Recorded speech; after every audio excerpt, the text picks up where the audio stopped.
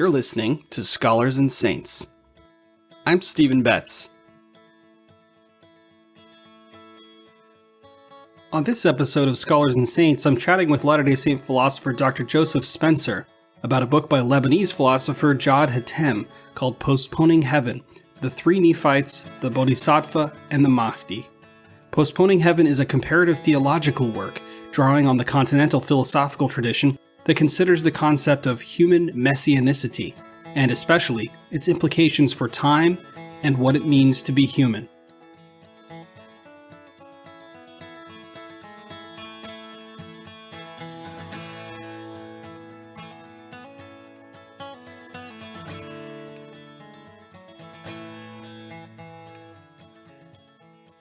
Today I'm chatting with Professor Joseph Spencer from Brigham Young University about Postponing Heaven, a short book of comparative theology written by Lebanese philosopher Jad Hatem and translated and published in English by BYU's Neal A. Maxwell Institute for Religious Scholarship in the Groundwork series, co-edited by Dr. Spencer, which places Latter-day Saint scripture in conversation with humanistic theories from a variety of disciplines. Thanks for being here today, Joe. Yeah, thanks. I'm glad to be here. Joe, today's discussion is a bit of a departure from our normal MO here on Scholars and Saints in a couple of ways. In the first place, we aren't discussing a book you wrote. And secondly, we're talking about something that looks an awful lot like theology, dare I say. And so for our listeners outside of the world of the academic study of religion, the disciplines of theology and religious studies are often seen as being opposites. Religious studies, most people would say, is what secular scholars do, and theology is what believers do, very crudely put. So you can see this distinction in many different graduate religious studies programs, which normally distinguish themselves from divinity schools in this way. And here at the University of Virginia, which is a public university, we do both. We have things like the Lived Theology Project. We have graduate students and faculty who identify as theologians. They publish theology. And all of that is to say that when we talk about this book as being theology, I want to make the claim that theology has a place in religious studies and in Mormon studies. But before we get into sort of the meat of the book, Joe, I'm hoping you can help lay out the groundwork, pun intended, for this book in a couple of ways. First, you have been involved in a variety of related projects over the last decade and longer, along with your colleague Adam Miller, another Latter-day Saint philosopher and theologian. And you guys have really been at the forefront of developing a kind of school of Latter-day Saint philosophy and theology. And so I'm hoping you can talk to us a little bit about that and where you see this book fitting into that project.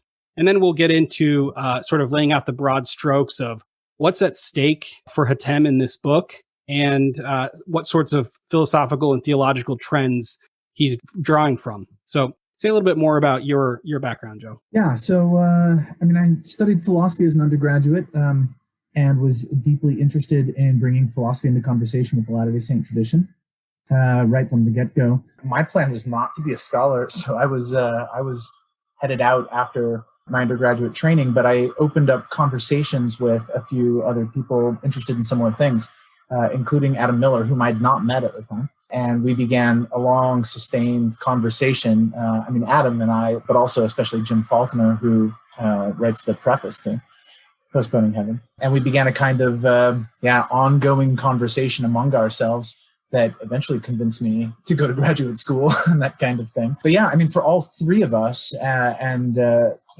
Jim comes from an earlier generation, if you will. We sort of think of him as the father of what we're doing.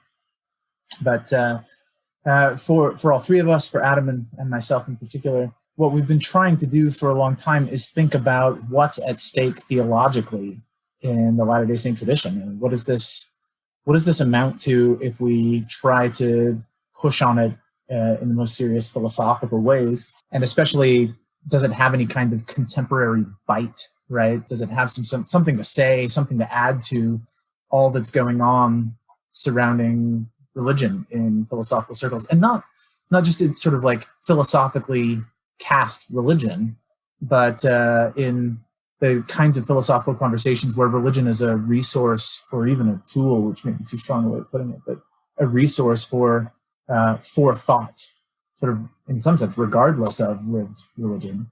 So that's been a question from the beginning, and it's led to a great many projects. The Mormon Theology Seminar now named the Latter-day Saint Theology Seminar. We had a publishing outfit for a while, Salt Press. All of this trying to spur and create and gather theological reflection on the Latter-day Saint tradition and scripture in particular. Yeah, and I think it's important to note that when we talk about the kinds of theology that you're doing and the tradition that you're working in, Latter-day Saints come from a very particular position insofar as they're in the cultural moment that they arose in, and part of the culture of the church and its doctrine is that they don't have professional theologians. They don't send people to seminary, right? And that's actually changing somewhat. There is a greater acceptance of people going to divinity school, of course, not for ordination, but to study things like theology or religious studies or philosophy of religion, things like that. But when you talk about working in theology, you're not talking about what many people would associate with working in theology in a traditional way, things like working with, the great thinkers of the Protestant tradition, like Barth or Tillich or some people like that, or you're not working with Aquinas. You're talking about contemporary French continental philosophy, right? So say more about that, and why is that a useful lens to use for Latter-day Saint theology? Yeah, that's a great question. I mean, it's worth saying, there's a kind of tortured status of theology in the Latter-day Saint tradition, and especially sort of coming into the 21st century, one comes out of a kind of really tortured period, in some sense because theology had become off limits in the mid 20th century, and became off limits in a certain sense at the very moment that Latter-day Saint history became this really robust enterprise and a really intense project. And so there's a pretty deep sense in which not only did sort of average in the pew Latter-day Saints develop a nervousness about theology as maybe a kind of replacement of revelation or replacement of inspiration, but even Latter-day Saint intellectuals grew nervous about theology because it might in some sense compromise the need to have a secular right project that could speak to the larger academy and that kind of thing. There's a kind of mantra, I think Jan Ships calls it, that she heard so often, right? That Latter-day Saints don't have a theology, they have a history. And there's a lot to say for that. But the fact of the matter is that there's so much on offer in the Latter-day Saint tradition, scriptures and thoughts and history of thought, that just deserves much more intellectual reflection. And so, that's what we're doing is, we're not trying in some sense to just say, okay, well, we're part of theology too, right? So we've got our Calvins and we've got our Luthers and we've got our, right? It's not that. It's that we're doing something like saying this tradition gives us to think. And so our conversation partners are not the great figures from the theological tradition, although we, at least pay attention to them. But it's much more contemporary, like right up to the minute, what's going on in our own field, which for Adam and me and for Jim is 21st century French philosophy. Our conversation partners are figures like Alain Badiou, Jacques Rancière, François Laruelle, Jean-Luc Marion, and so on, rather than, Tillich or Barth or something like that. It's a very deliberate move on our part. And so there's some sense in which, we call it theology, but it might be better to just call it something like Latter-day Saint thought, right? We see this as these texts, these traditions, these ideas as being in conversation with the best of what's going on in thought right now. Yet, at least coming from the outside of your discipline, it seems to me that one of the key things that you bring to the conversation is an emphasis on what theologians would call immanence, the immanence of God, as opposed to the transcendence of God. So you have a transcendent God, a God that's beyond our reach, kind of thing. We can't. There's an infinite sort of distance, and but an immanent God is quite literally something that's close to us, right? Something that's accessible in a certain kind of way, and I think that really plays out. That concept of immanence, or radical immanence even, plays out pretty centrally in this book in what Hatem calls human messianicity. And we're going to get into this concept of messianicity in just a moment. But before we do, I think it would be useful to talk a little bit about the main characters in this book. So Hatem is talking about, he uses three illustrations from Mormonism, from Buddhism, and from Islam. And these are the three Nephites, characters from the Book of Mormon, the Bodhisattva, a character from Buddhism, and the Mahdi, a character from 12er Shiism in Islam. So let's talk a little bit about first the three Nephites. Who are the three Nephites, and what role do they play in this book? Yeah, so there's this moment in the Book of Mormon where Jesus Christ in resurrected form has come to the peoples of the Book of Mormon shortly after his death and resurrection in the Old World. But among other things he does, he actually selects three of these Nephites, this is the name of the people that are these three Nephite disciples, and grants them an immortal status. They'll live all the way to the end of history. And specifically their desire, which is a term Hatem's very interested in, their desire is to live to see the whole of eschatological history. Like, what's all this apocalyptic stuff that's going to happen? We want to see it, and they want to be a part of seeing it brought to fruition. And so they desire this, and they're granted this, and they have this kind of very strange status. In the Latter-day Saint tradition, mostly the three Nephites come up in the context of folklore, because average Latter-day Saints have long had many stories they tell about these three immortal beings who go around and do good, show up on the highway when your tire blows out and help you fix it in the middle of the night or whatever, or bring assistance to missionaries or whatever, right? So this is usually the way it's talked about. Part of what's so remarkable about Hatem is that he takes the three Nephites in a fundamentally different direction than folklore. Yeah, Hatem basically argues quite explicitly that the three Nephites are almost at the heart of the Book of Mormon for him.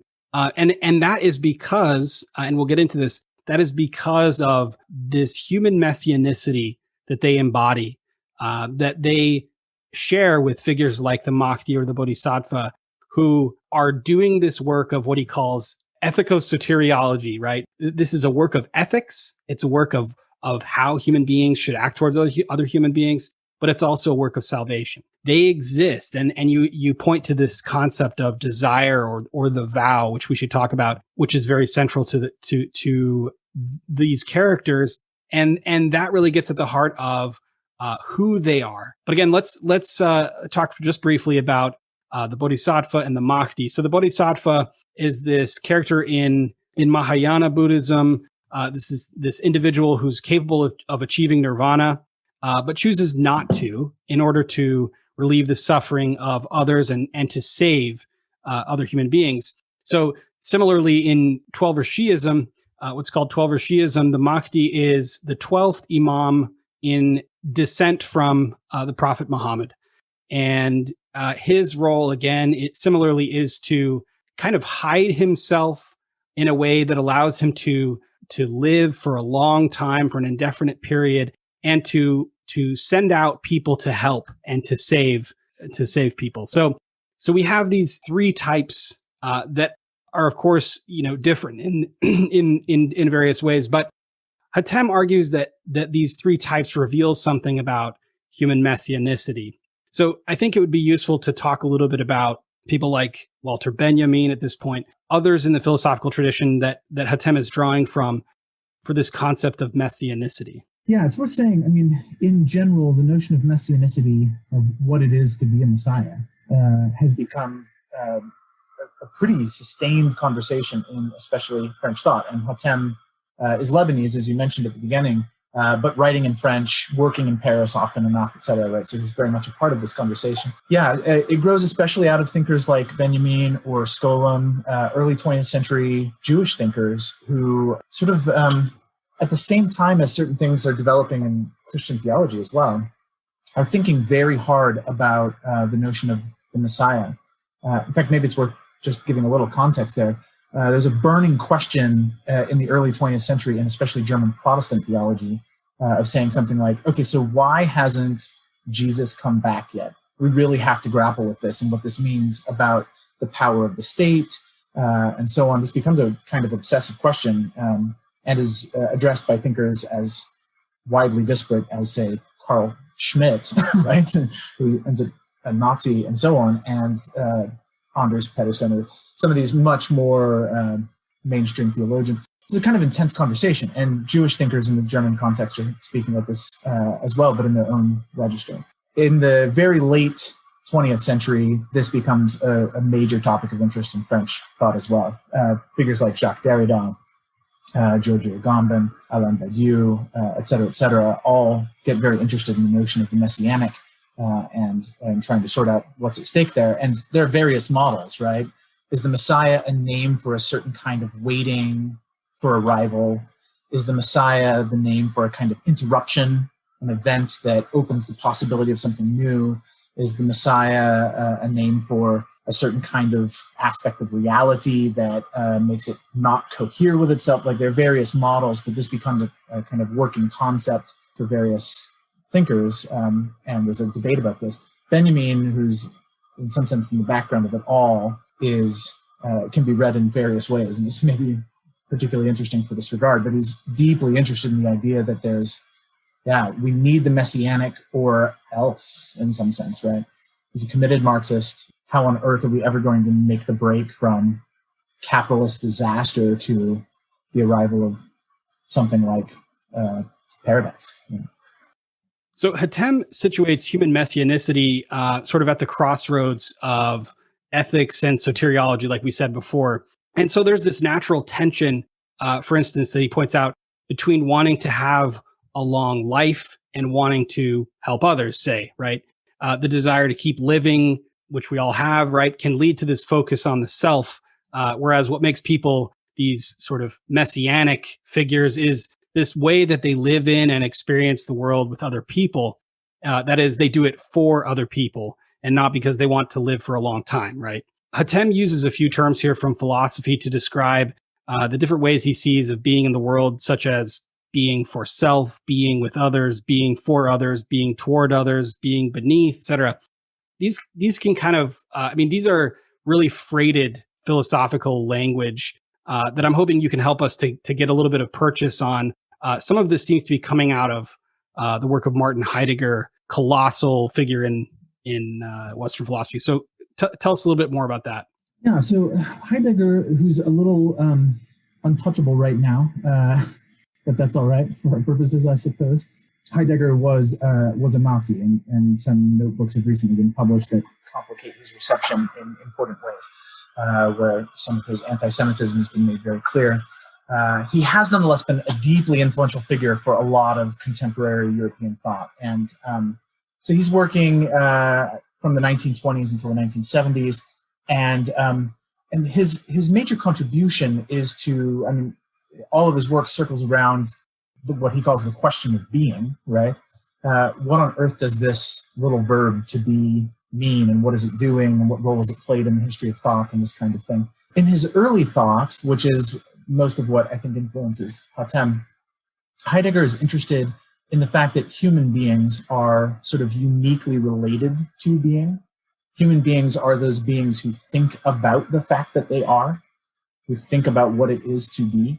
And so for Heidegger, it's a very interesting question then to think about the nature of human being in terms of exactly how it is, how it bees. Anyway, so that's the kind of thing that Heidegger is trying to think about in general. And many thinkers influenced by Heidegger try to think about whether humans have a kind of natural being toward others, or being beneath others, or being in the place of others. So these are just different sort of strands of Heideggerian thought. What is our natural sort of disposition in the world as human beings? And Hatem is weighing in on that and in some sense rejecting all of the major options, right? And saying none of these quite gets at what's going on with human being.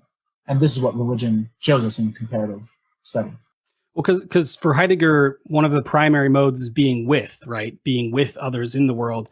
And yeah, for Hatem, he says, yeah, this human messianicity, this is something where it's not always a rejection of the self. It can be a rejection of the self. Like in the case of the Bodhisattva, there's literally a kind of what in Christianity you might call kenosis, a kind of emptying of the ego, of the self, in view of, or at least parallel with, the service that person is doing for these other people, right?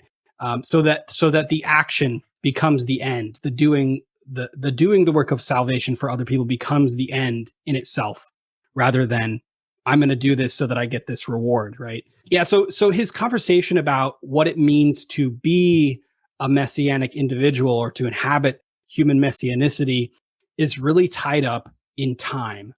And again, this maybe shouldn't surprise us. He's drawing on these conversations from Heidegger, from Benjamin, from others who are really interested in time and even questions of messianic time. You mentioned this concept of the eruption of the divine into human time, for instance, and that's going to play a really, really central role in the ways that Hatem talks about messianicity. So I'd like to focus on a couple of concepts and sort of draw them out. He has this concept that he calls contemporaneity that I think we should pause on. He writes that messianic time is haunted, even besieged by kairos, the opportune moment. So already we have a couple of references here to major thinkers: engorged by fullness and perfectly significant, qualitative, existentiel, I don't know how to pronounce that, multifaceted time, susceptible to interruption at every instant in order to understand the curve of a decisive turning. What mediates between worlds is the creative synthesis of the promise, namely he's speaking about the future,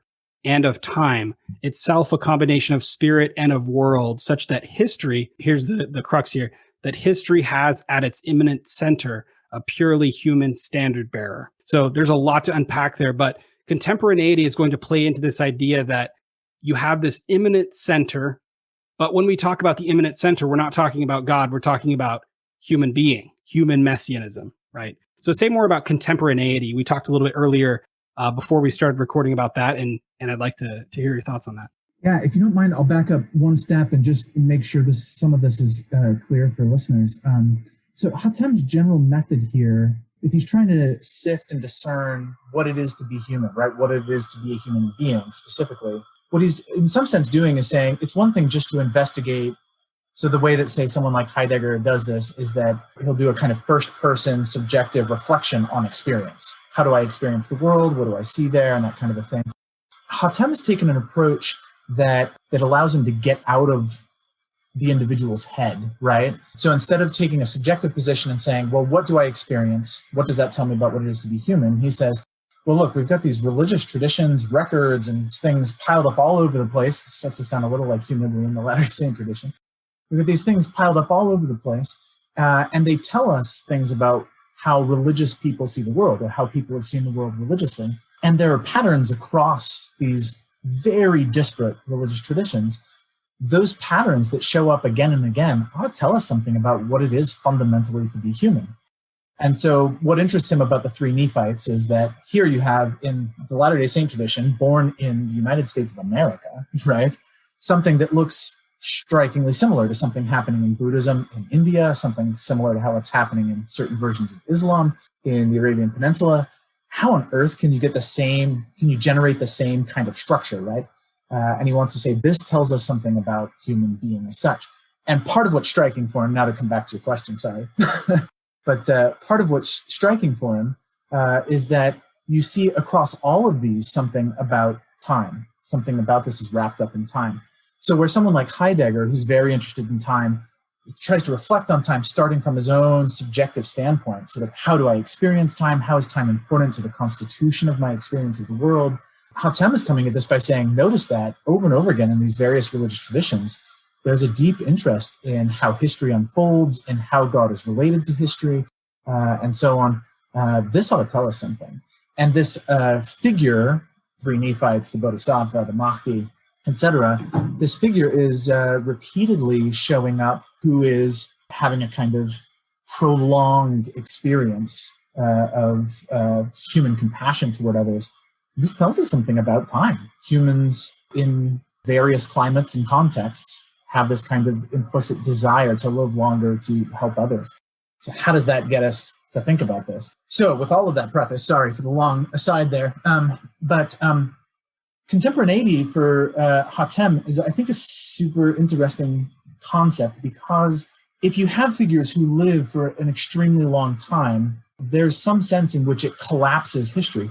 For us as sort of average human beings, non-messianic in this sense or something, our experience of the world is such that the past is for us traces It's wreckage, it's things in the archives, it's things we can only recover through this kind of sifting through the detritus that's been left to us, and so on. Our relationship to the future is always a looking forward to our death, right? A kind of anticipation of our own cessation of being.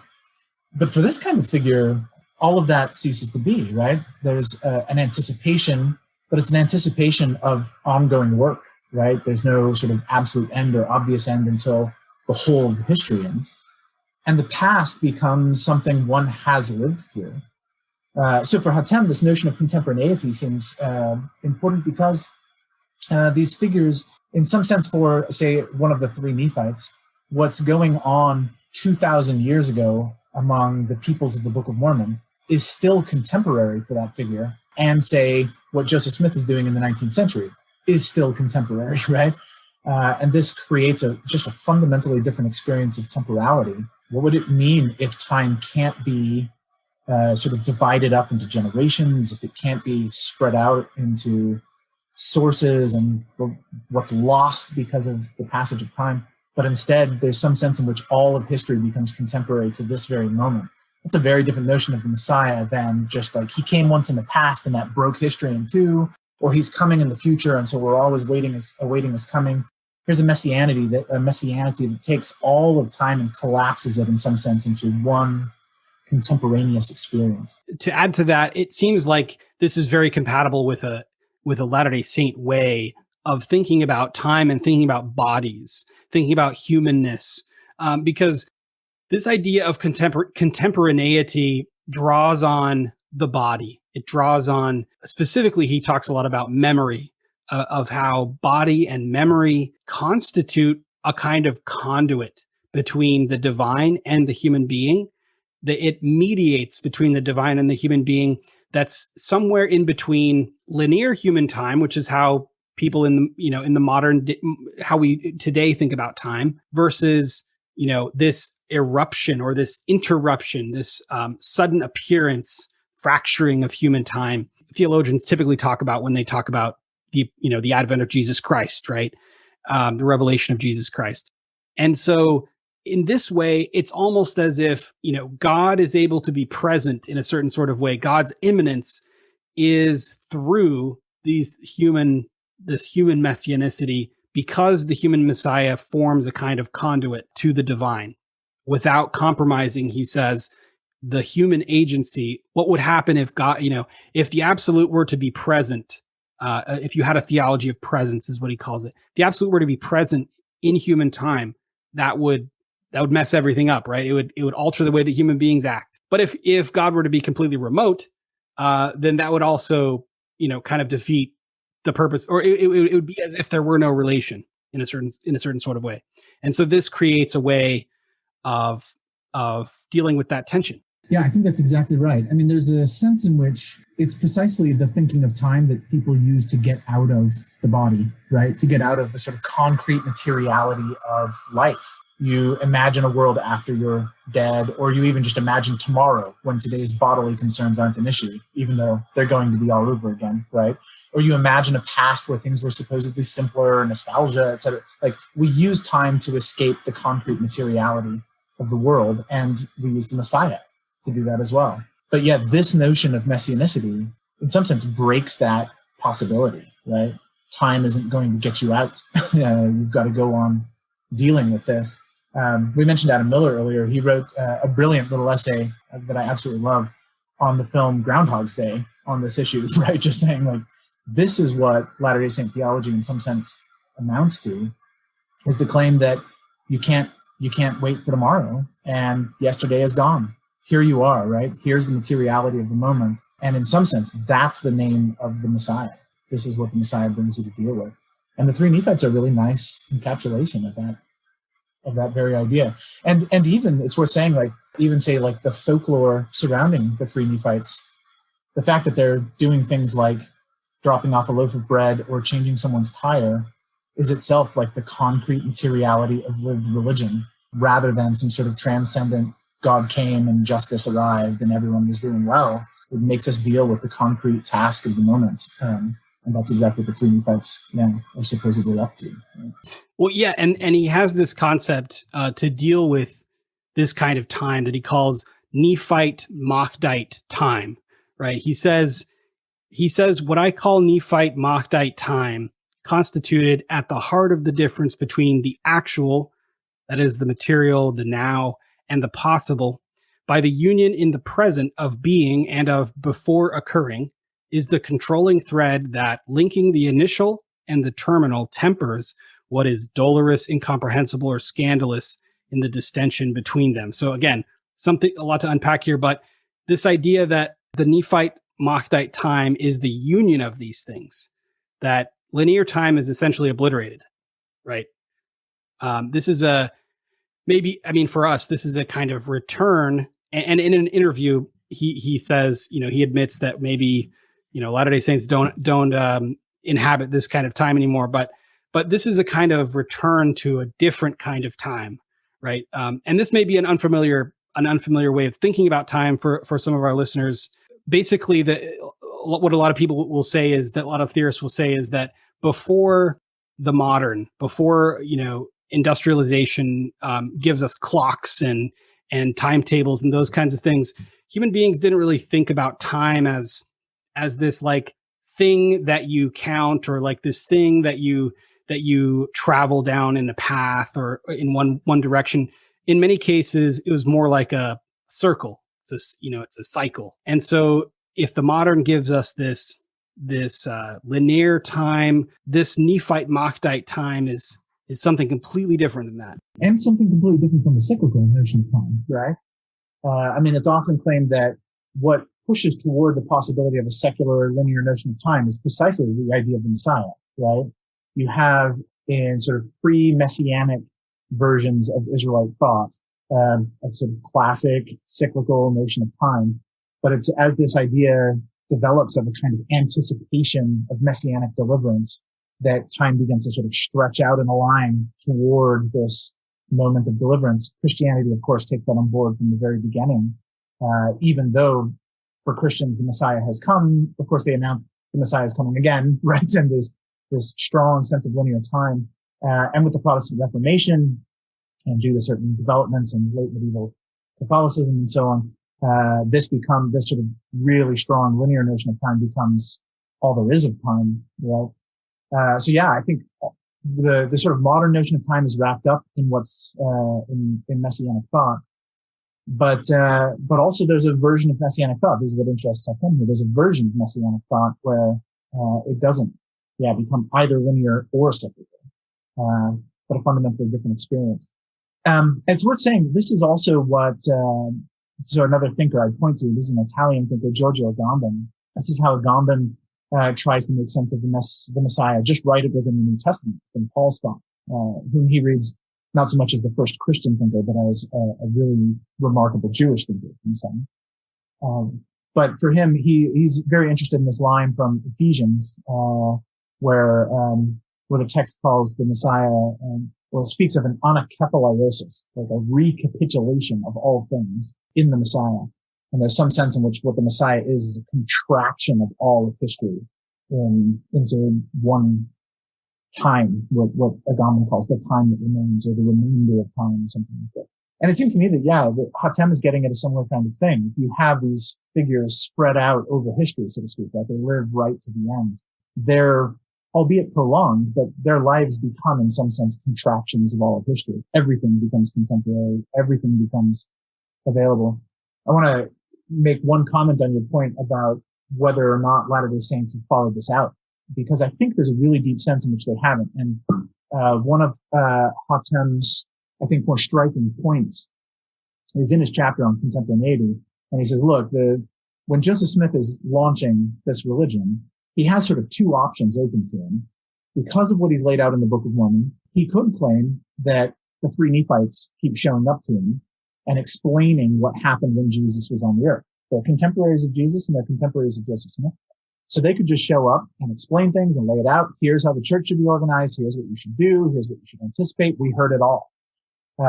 His other option, of course, is to be sort of his own direct receiver of revelation. Hatem calls this horizontal and vertical contemporaneity. And he says that Joseph Smith essentially opts for direct revelation. There are stories of the Three Nephites that circulate, but there isn't this kind of tradition of a president of the church standing up before the saints and saying, well, last night the Three Nephites came to me and they explained what was really going on. Now we're going to get it right. Instead, it's, I had a revelation, I felt inspiration, here's where we're going. So I think Hatem is right that there's a pretty deep sense in which Latter-day Saints from the beginning have not taken advantage of this sort of profound sense of time involved in the Three Nephites. At the same time, it seems to me that where Joseph Smith ends up in Nauvoo, theologically, sort of gets at the same notion of contemporaneity by another means. He has a strong notion of immanence. That is, that God is not some outside of time, outside of space kind of non-being.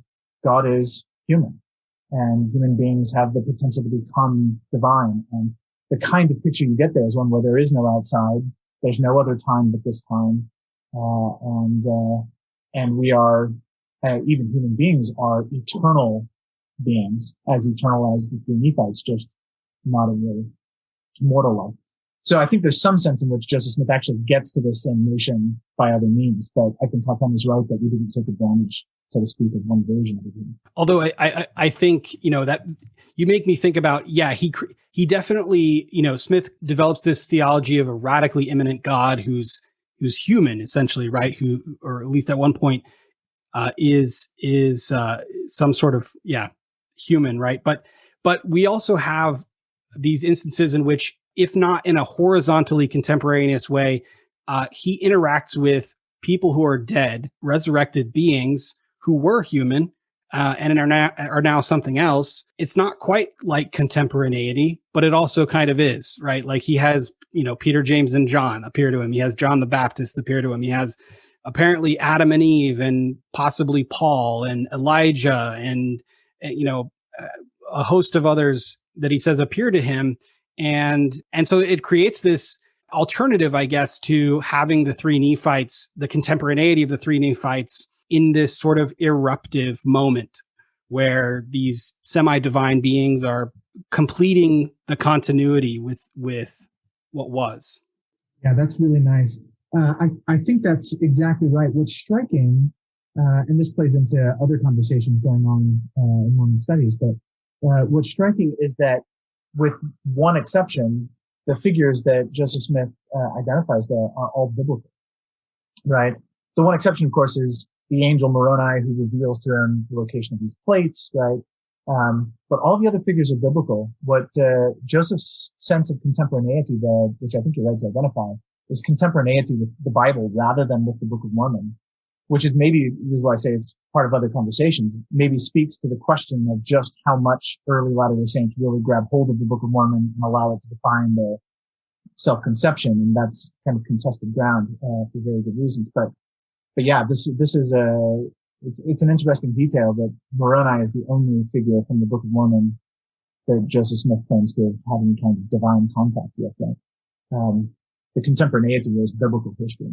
Although, I mean, there is a really interesting way that Smith looks at this, this artifact that he finds in the hill, that this being Moroni leads him to, the gold plates, right? That are this, he claims it's this ancient record of the Nephites, right? The interesting thing about that is that the way that that artifact is represented to him by Moroni, and the way that it's represented in its, in its English form, is as a kind of agentive artifact. This is a voice speaking from the dust, right? And so it's not like this passive thing. It's almost as if this thing itself is a kind of, I don't know, maybe this is true of any ancient artifact, but it seems like this in particular for him represents a kind of contemporaneity with Moroni even. I mean, Moroni himself is the guy who compiles these records, is the one who comes back and gives them to him, right? Yeah, that's good. And I think that's right. But it's a little puzzling in certain ways, right? It falls into, at least from where I'm sitting, it looks like it falls into the sort of traces of past worlds, right? It has a certain element of transcendence or something like that, right? This thing that comes out of the past and is a relic much more than it's I mean, I think you're right that there's some sense in which it's also like a kind of touch point that allows access to a certain kind of contemporaneity. But there's also, and certainly the way that Latter-day Saints have received it, it becomes a kind of relic of the past.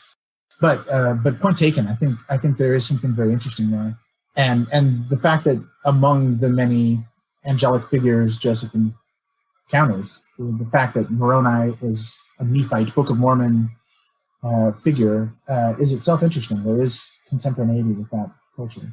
Yeah, so Nephite Mahdite time isn't, I think, critically, isn't just about what is now and what is to come, like the juncture point between those things. It's also about what's hidden and what's manifest, right, for Hatem. And so this hiddenness versus what's manifest, I think we should pause for a moment and talk about the idea for, certainly for the Mahdi in particular, but also for the three Nephites, this idea of occultation, or being like hidden in what he calls a wrinkle in time or a fold in time. This is a really fascinating concept that I think deserves a little bit more articulation. Yeah, it's really striking. So, I mean, the way he himself puts this is in terms of a very classic Jewish distinction between the Olam Hazeh and the Olam Haba, right? So this is the world that is and the world that is coming, or this world and the world to come. You find that language in the New Testament, right? In the New Testament, right? Neither in this world nor in the world to come, or whatever, right? And so he takes that and he calls this a fold that Messianic time creates, or that the Messiah creates in time. Folds history into two: the world now, the world to come. His claim is, and I'll just quote directly from it. He says, "Nephite Mahdite time knows and assumes the latter, that is the world to come, but it offers its supplemental particularity to fold into the world of the here and now, manifest and hidden." So it knows of a world to come. The three Nephites aren't just going to live forever and ever and ever and ever. They're going to live until Jesus Christ comes again, right? Until Israel has been gathered. And so there's an eschaton. But the time between now and the eschaton is itself folded. And that's what's interesting here, right? And it's folded in terms of, the manifest and the hidden. Again, like the three Nephite folklore is really interesting in this regard. It's constant stories. It's not stories of this person showed up and told me, I am one of the three Nephites. I'm going to help you do this thing. It's, well, this guy showed up and I think, right? I'm not positive, but I'm pretty sure. And so there's this, this kind of sense that the world is fraught and filled and sacred, precisely because there's something else going on inside, alongside, within history itself that is, contemporary with Christ. It's worth saying, and this is an idea I'm borrowing from Brad Kramer. I think he's got a really smart analysis of this. The three Nephites look a lot like Christ himself in the New Testament tradition. Right, in Matthew 25 in the New Testament, and then in Luke 24 in the New Testament, you have parables and stories about the idea that people will treat other human beings, but they're actually treating Christ, right? They'll take care of the beggar, but the beggar's actually Christ. Or you'll walk along the road with someone, and then you'll realize later, oh, that was actually Christ. There's some sense in which Christ is there in the world after his resurrection, and you don't know where he is, and everyone has the halo of Christ or something like that. The three Nephites are something like a Latter-day Saint version of the same thing. History is itself, the world as such, is split between what's apparent, what's manifest, and what right behind it marks it as sacred. But it's not elsewhere, it's not otherwise, not transcendent. It's right here in the middle of things, and it's part of history, but history folded is nicely put, I think. He says that Nephite Mahdite time considers the course of the world from 2 points of view, from the immanent and the transcendent. He says the memory of the unconditioned, or I guess the absolute, in the circumstances of world history. So like you're saying, he's giving God a way out, basically. He's giving the absolute a hand in history that doesn't have to be seen or understood, that's in a halfway between place, that can make itself manifest, but is also hidden. It's neither immanent, neither fully immanent, nor fully transcendent. And it doesn't exist to be understood, but to be beneath, he says. He says Nephite Mahdite time subordinates being for to being beneath. And I think we get the sense that this isn't just about being philanthropic or being, being a good ethical person. This is because this is soteriological. It goes so much deeper than that, and it puts them in a position where, this hiddenness maybe actually facilitates that project of salvation. Yeah, I think that's exactly right, and it's really useful for it's a really useful notion for contemporary thought. Right, so much of what's going on in contemporary thinking, I mean, especially on the continent, which is where my specialization lies, but so much of thinking is trying to think about what it means to get rid of transcendence. In some sense, that's just a consequence of the rise of the secular. How do we deal with the fact that we don't experience the world as fraught with demons and angels, that we don't experience the world as in the hands of a God who's about to throw it all into the trash or what, right? How do we experience the world that feels flat and imminent and so on? But also, how do we deal with that in a way that isn't just kind of triumphalistically, anyway, capitalist, right? And sort of despairing and just sort of like, well, this is the world, here we are, let's enjoy it while everything collapses. And this gives a really nice way of thinking about what's at stake there. Time is neither fully imminent in the secular sense, but nor is it transcendent in a traditional religious sense. There's some sense in which it's caught between them, and it's there is more going on. Agamben, talking about the same kind of notion, uses the notion of what he calls operative time. This is a term he borrows from a psychologist. But operative time is the little bit of time it takes for your brain to process information and produce an image in you, which means that, I mean, in some sense, everything you sort of think or imagine or see in your head or whatever is always just slightly lagging behind what's going on outside you, right? And so there's some sense in which we're always off just a little bit. And Agamben calls that little bit that we're off the Messiah, right? This is the Messianic.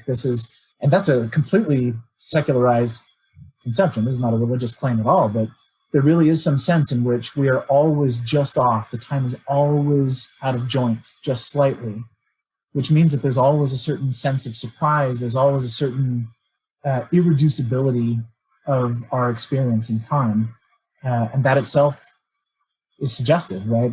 Time doesn't have to just collapse into flat, ongoing, follow the clock, check in, check out, then you die, and that's it. Of course, Nephite-Mahdite time isn't just about time. It's also about, for Hatem, opposition. It's about a kind of dialectic at the heart of being. And he's getting this from the Book of Mormon. This is something he calls the Lehigh's Axiom. So, Joe, I wonder if you could run us through this Lehigh's Axiom and what are the implications for human messianicity?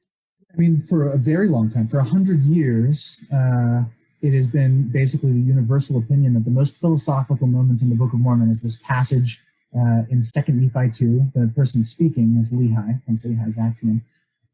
This passage that claims that it must needs be that there is an opposition in all things. Otherwise, right, you wouldn't have happiness and misery. You wouldn't have good and bad. You wouldn't have life and death, sense and insensibility, and so on. Very well-known passage. Latter-day Saints tend to, sort of at the average everyday level, tend to read it as a kind of resigned confession that the world sucks sometimes, right? That sometimes things are just hard. You got to have adversity or something like that. But what the passage seems straightforwardly to be claiming, read carefully, is just that there is at the very core of existence a certain kind of incoherence or a certain kind of impossibility of self-coincidence or something like this. And if it weren't that way, then we couldn't have the kinds of opposites and so on that give life meaning and structure and purpose and so on and so forth. And I mean, there's a whole lot to say about what's going on in that chapter, I think, philosophically, but and it's been read in many ways. There, for example, Sterling McMurrin, who was a philosopher at the University of Utah, mid-20th century, kind of a major rallying force for Latter-day Saint intellectuals and liberals at the time. He argues that you have here something like a Hegelian or a Marxist dialectical notion, and so on. Others have read it in other ways. But what Hatem gets at here, and I think really smartly, is that there's built into Latter-day Saint theology, and hence into even the doctrine of the Three Nephites, a certain conception of you can never have any positive gesture without a negative gesture, or negative gesture without a positive gesture. There's a certain kind of rivenness at the heart of being.